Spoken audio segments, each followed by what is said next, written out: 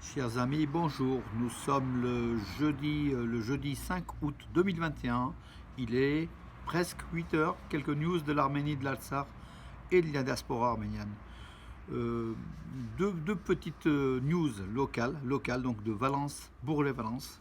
Tout d'abord, l'association Arménia, que j'ai l'honneur de présider, présentera le dimanche 5 décembre, un stand arménien avec divers éléments de la culture, de l'histoire, de la géographie, de la géostratégie, tout ce qui va donc avec l'Arménie au forum des associations de Bourg-les-Valence. Donc c'est le dimanche, notez-le, 5 septembre, de 10 h à 17 h 30 au Hall des Sports des Trois Sources à Bourg-les-Valence.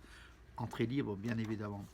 Et puis donc Arménia présentera donc le 24 septembre prochain donc le cycle des débats d'Arménia qui sont très très connus ici à Valence.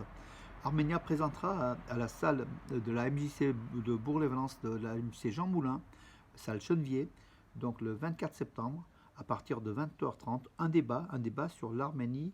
Je lis le titre, vous m'excuserez. L'Arménie est-elle menacée après la guerre de l'Artsakh?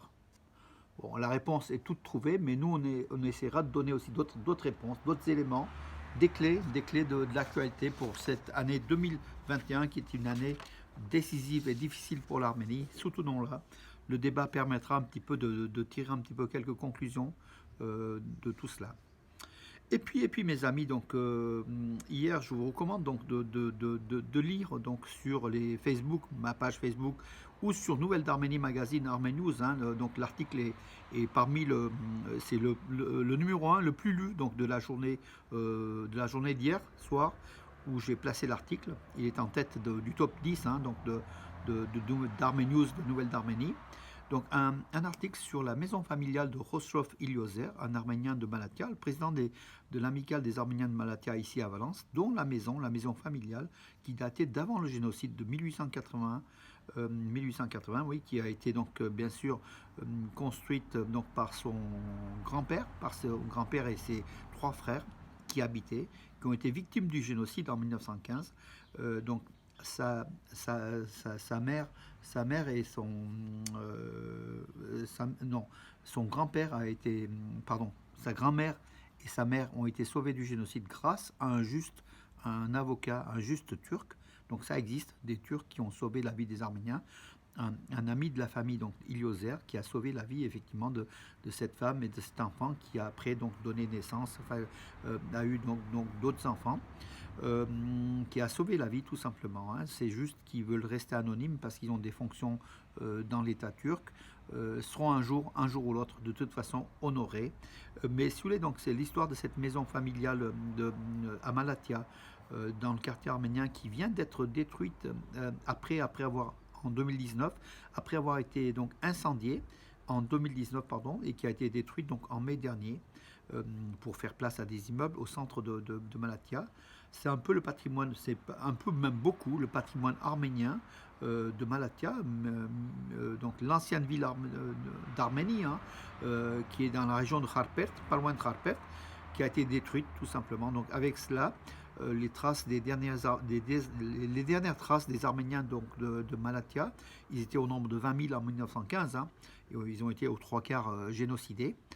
Ces traces disparaissent. Donc article très intéressant de cette maison familiale des Iliozer, de Khosrow Iliozer et de sa famille, qui vient d'être détruite, voilà, donc à Malatya. C'est le témoignage de justement, après le génocide, de ce génocide culturel du patrimoine arménien qui disparaît progressivement en Turquie par la volonté des Turcs. Donc dans l'article, vous verrez aussi le machiavélisme des autorités turques, qui ont tout fait pour faire disparaître cette maison.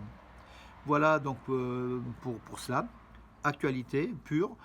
Joe Biden, donc le président américain, a félicité Nicole Pachinian et s'est déclaré prête à poursuivre des efforts pour faire libérer les prisonniers de guerre arméniens. Le président américain a aussi dit qu'il soutenait la politique de anticorruption, la politique de transparence de Nicole Pachinian. Donc les États-Unis ont, avec Joe Biden, vraiment fait un rapprochement très très important en direction de l'Arménie. contrairement à Trump qui l'avait complètement délaissé. Ce qui est donc ce rapprochement des États-Unis avec l'Arménie est plutôt bon signe. Une très bonne nouvelle, l'Ukrainienne d'origine arménienne, Mary Hagopian, a été nommée vice-ministre de l'Intérieur d'Ukraine. Vice-ministre de l'Intérieur d'Ukraine, une jeune femme donc d'origine arménienne, qui est donc maintenant pratiquement à la tête donc parmi l'élite de l'État d'Ukraine. Bravo à elle. Rappelons que cette jeune femme en janvier 2020, avait été arrêtée à l'entrée donc de l'Azerbaïdjan à l'aéroport Mary Hagopian, parce qu'elle représentait le ministère donc, de l'Intérieur d'Ukraine. Elle y allait pour une conférence justement à Bakou. Elle a été arrêtée et refoulée parce qu'elle était d'origine arménienne. L'Ukraine a protesté, mais après l'affaire c'est assez au regard de l'Ukraine et l'Azerbaïdjan. Ce sont des pays plutôt, comment dirais-je, proches, qui étaient dirigés contre la Russie aussi. Donc voilà, on était victime de ces stratégies. Il y a à peu près 500 000 Arméniens en Ukraine, donc qui sont très très bien placés et qui justement qui sont très très proches de l'Arménie, qui aident beaucoup l'Arménie. Voilà pour Mary Hagopian, qui est donc vice-ministre de l'Intérieur d'Ukraine. Bravo à elle.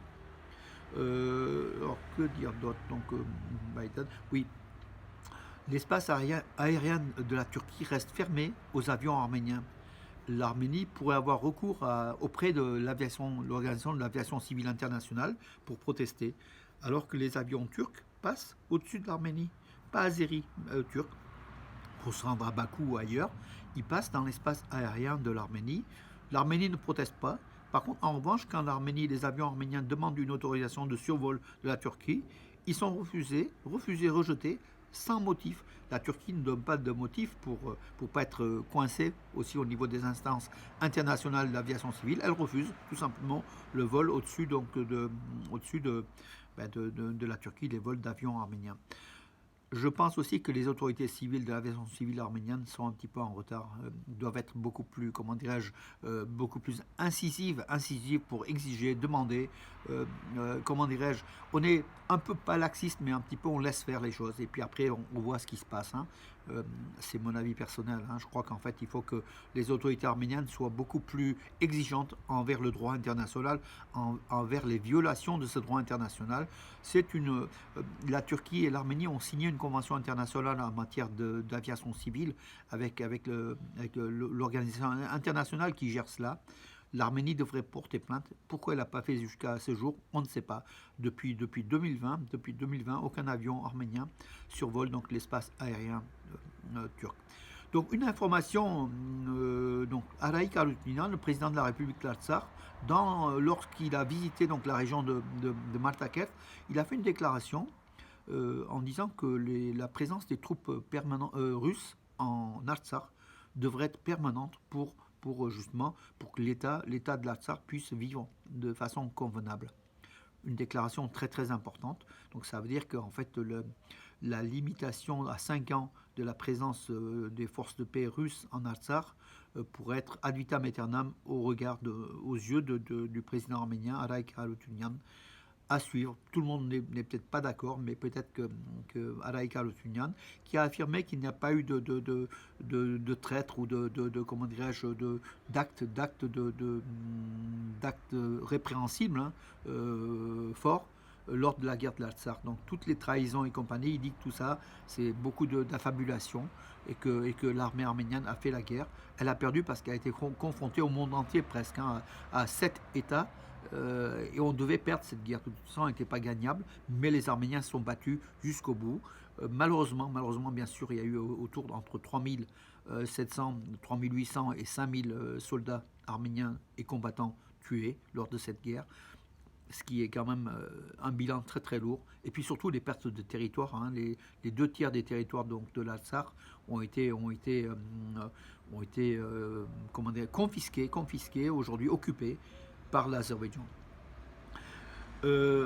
Aujourd'hui, donc, aucun candidat, aucun représentant de l'Arménie, des 17 représentants de l'Arménie, aucun n'est en lice pour les Jeux Olympiques. Donc aujourd'hui, demain, il y aura bien sûr le boxeur Hovhannes Pakhchkov en demi-finale de boxe, 63 kg, avec minimum, donc la médaille de bronze est assurée, mais peut-être une médaille d'argent ou une médaille d'or s'il va en finale. Donc on verra cela demain matin, très très important.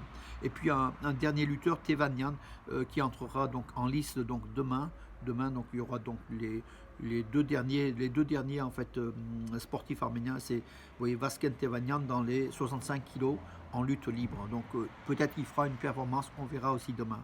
Demain, ça sera la journée décisive pour savoir un petit peu les couleurs de nos médailles et puis surtout savoir si Tevanian peut décrocher une médaille. Aujourd'hui, on est à toujours 3 médailles, 2 d'argent, une de bronze, une autre qui va venir bien sûr aussi, qui est déjà acquise. L'Arménie est 61e donc dans le tableau classement des médailles ce matin, donc ce matin, ce jeudi matin, ce qui est aussi un très très bon résultat. Écoutez, je crois que j'en ai fait le tour, oui j'en ai fait le tour de l'actualité. Je vous donne rendez-vous à demain avec de bonnes nouvelles j'espère. Écoutez, je vous souhaite une bonne journée et à demain mes amis, à demain.